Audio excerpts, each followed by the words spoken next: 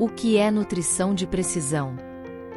Eu sou nutricionista há 16 anos e atualmente trabalho com nutrição de precisão, que é uma especialidade nova mesmo, que dá para a gente a interpretação da individualidade máxima de cada pessoa. Então, a medicina, a nutrição de precisão, ela tem esse olhar realmente individual.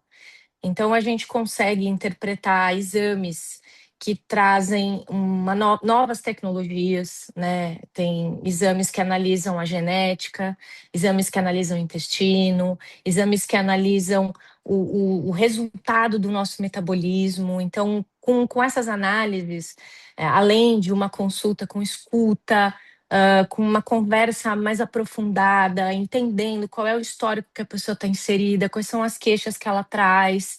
A gente trabalha com precisão. O nome já é bem intuitivo no sentido de que a gente realmente entende a raiz das coisas. A gente não trata só sintoma.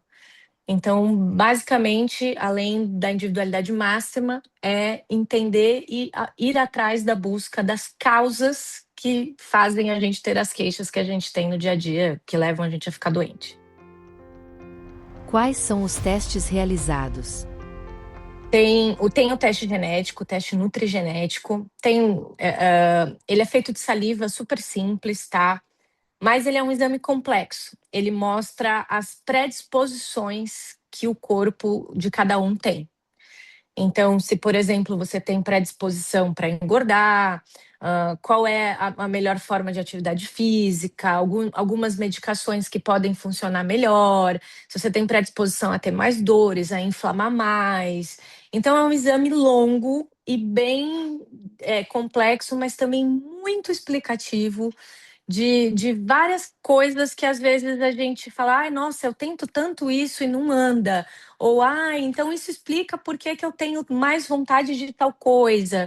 E o exame nutrigenético, por exemplo, é um que as informações elas são tão importantes que eu acho que ele dá uma virada de chave mesmo na cabeça, sabe? Ele é um exame preditivo, ele não é um exame de diagnóstico, mas são informações tão importantes em relação à prevenção de saúde que uma vez que você tem, eu acho que é impossível ignorar e falar, eu não vou dar atenção nisso, não vou mudar meu estilo de vida, sabe? Porque a gente entende através do resultado do exame nutrigenético quais são os esforços que você precisa fazer, uns mais, outros menos, né? Então, esse é um dos exames. Tem o exame de microbioma, que ele vai mostrar como é que está a população que mora no nosso intestino, né? Tanto de maneira para ajudar como para não ajudar tanto assim. Então a gente tem bactérias boas e ruins e com esse exame a gente consegue entender como é que está essa população. Se ela é diversa ou se a maioria está não sendo várias espécies, assim, uma espécie só. Então a gente consegue entender uma fotografia de como está o estado daquele intestino, que hoje reflete, o intestino reflete na saúde do corpo todo. Então é um exame super interessante. E o exame de metabolômica, que é uma análise de como como está nosso metabolismo de modo geral. Então, tudo que a gente está excretando, esse já é um exame feito através da urina, e a gente consegue entender o que está mais, o que está menos, de onde está sobrando, aonde está faltando, para conduzir, tudo serve para fazer a gente conduzir melhor a terapêutica. Uma estratégia alimentar pode ser boa para todos. Sim, tem as variações. A gente tem, enquanto país, o Guia Nacional para a População Brasileira em relação à nutrição, que é fantástico, é um guia super fácil, explicativo, é para a população, é uma linguagem acessível que mostra o básico da alimentação saudável. Ali tem recomendações que servem para todos, que são recomendações que todo profissional de saúde vai sempre fomentar, que é continuar comendo alimentos minimamente processados, que não sejam industrializados, valorizar a alimentação caseira, né? Então, essas são dicas que servem para todo mundo. Agora, dieta, construir uma dieta, aí a gente tem que respeitar a individualidade. Porque tem queixas e corpos que funcionam completamente diferentes. Tem dietas que podem funcionar para um e a mesma dieta não funcionar para outro. porque às vezes você tem um metabolismo completamente diferente. Então a gente precisa ter um entendimento mesmo do que funciona para você. E aí o que funciona para você vai ser uma boa dieta, porque às vezes a dieta é linda, mas não aplica para você. Aí ela não funciona. Os testes ajudam a prevenir doenças? Podem auxiliar a gente a entender as predisposições.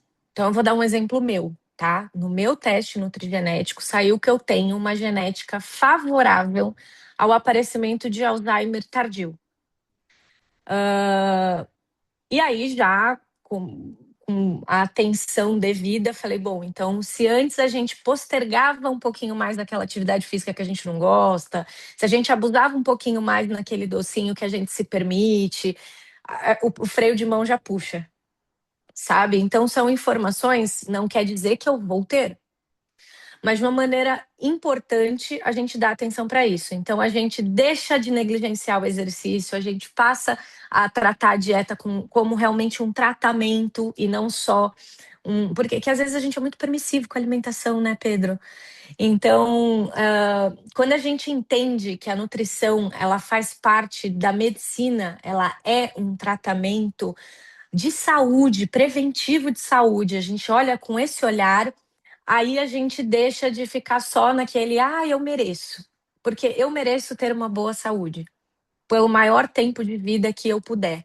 Então, talvez algumas exceções que a gente abre ao longo da nossa vida, a gente fica muito mais atento depois que a gente vê resultados como o do teste nutrigenético, por exemplo. Porque a genética ela não é destino, mas ela tem uma força muito forte. Então, se a gente não tratar como uma forma de prevenção, com certeza a gente vai correr para aquela predisposição. Então, pode ser que eu venha a correr para um Alzheimer se eu ignorar essa informação, por exemplo. O hábito de beliscar pode estar ligado à genética. Pode ter predisposição genética, sim, e o hábito também influencia. Então, a gente fala que a genética não é destino, porque justamente o hábito influencia muito. Mas no teste nutrigenético, a gente consegue analisar variantes genéticas, é assim que a gente chama os genezinhos que a gente analisa, que tem relação com comportamento. Então, tem variantes genéticas que facilitam a pessoa a ser o que a gente chama de beliscadora, que é aquela pessoa que não tem muita saciedade, que ela o tempo inteiro está beliscando e às vezes ela não percebe. Também tem variantes genéticas associadas ao paladar. Se o paladar, assim, tem aquela pessoa que come doce, muito doce, e para ela não é doce demais, porque talvez ela tenha ali variantes genéticas que expliquem ela gostar muito do doce, ou muito de carboidrato, ou se sentir menos satisfeita, e aí ela precisa beliscar com mais frequência. E aí, isso tudo dá uma explicação, mas é importante que não vire uma muleta, né? Então, falar assim, eu tenho na minha genética, eu sou uma pessoa beliscadora, aí você abraça aquele pacote, leva aquilo com você e não trata, né? Então, quando a gente tem esse olhar, a gente usa para tratar. Uma conduta, por exemplo, na dieta é deixar uma alimentação com intervalos que façam a pessoa se sentir mais satisfeita, né? Respeitando essa necessidade dela do beliscar, até que hormonalmente falando a gente consiga ajustar isso para que ela não tenha tanto esses gatilhos. Também proporcionar, ajustar a rotina para que ela não tenha tanta facilidade de abrir a geladeira e ter um docinho, ter uma bolachinha, ter um petisquinho, né? Então, também a gente alinha comportamento junto com a predisposição genética. Atitudes simples que todos podem adotar. De certa forma, a gente já tem muitos sinais do nosso corpo. O nosso corpo fala com a gente o tempo inteiro. E às vezes a gente acha que coisas que não são normais se tornam normais porque talvez estão acontecendo com frequência. Então, se perceber é uma coisa que pode nos ajudar muito. Se talvez você precisa estar mastigando o tempo todo, e quando você vê, você está abrindo uma gaveta, pegando uma balinha, um chocolatinho, um docinho, e às vezes você não consegue respeitar nem 3, 4 horas no intervalo entre as refeições, né? Tomou café, dali a pouco já está mastigando alguma coisa, nem acabou de almoçar, já está mastigando mais alguma coisinha. Então, se perceber nesse sentido ajuda muito. Ajuda muito até a controlar esse beliscar o tempo todo, ajuda a controlar peso. que na maioria das vezes esses snacks são coisas ligadas ao carboidrato, ou se são coisas diets, né, uma balinha, um docinho, mas do excesso de industrializado, de corante, de conservante que tem nesses produtos prontos dos pacotinhos, né? A gente também reduz o que é importante. Fazer exercício físico, com certeza. A atividade física, ela é um modulador para esse hábito, tanto de beliscar, como de deixar ficar muito ansioso porque está parado. Então, atividade física sempre vai ser uma recomendação que vai funcionar para todos. É muito importante. O exercício ajuda os nossos hormônios a se regularem, né? E uma dica que eu costumo dar, que funciona bastante, é tentar comer mais cedo.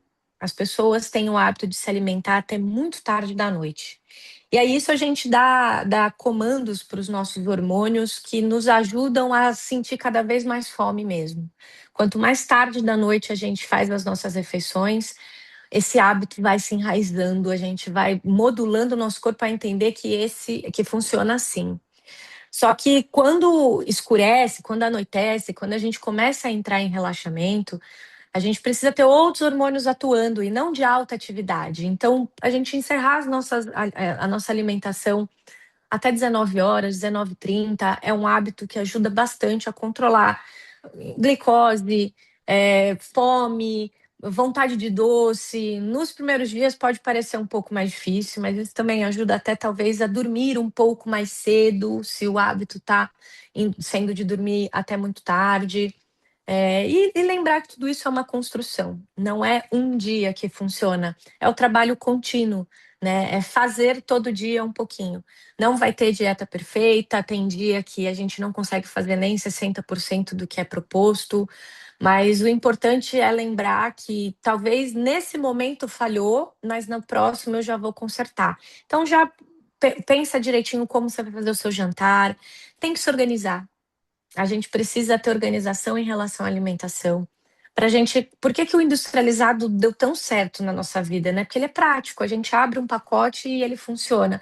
Só que não necessariamente são bons produtos todos os industrializados. Então, se a gente tiver a nossa geladeira organizada, fazer toda a nossa higiene de hortifruti, já deixar a fruta lavadinha, a salada limpinha ou descascada, vai fazer com que a gente fique menos permissivo para essa praticidade aí que veio com os industrializados. Então, organização, diminuir, reduzir, né, terminar a refeição mais cedo, não fazer o jantar muito tarde da noite, respeitar o horário de refeição, prestar atenção na forma como a gente está comendo, com certeza são dicas, e exercício físico também são dicas que vai funcionar para todo mundo para ontem já. Gostou das orientações? Você pode entrar em contato com a doutora Nicole pelo Instagram, @NicoleAlbanese, ou pelo WhatsApp, 13 98 154 2242. Nicole se escreve com 2 L's, ok? E acompanhe diariamente as indicações de profissionais de saúde e bem-estar, comprometidos em compartilhar conhecimento de qualidade, aqui, no Saúde em 3 Atos.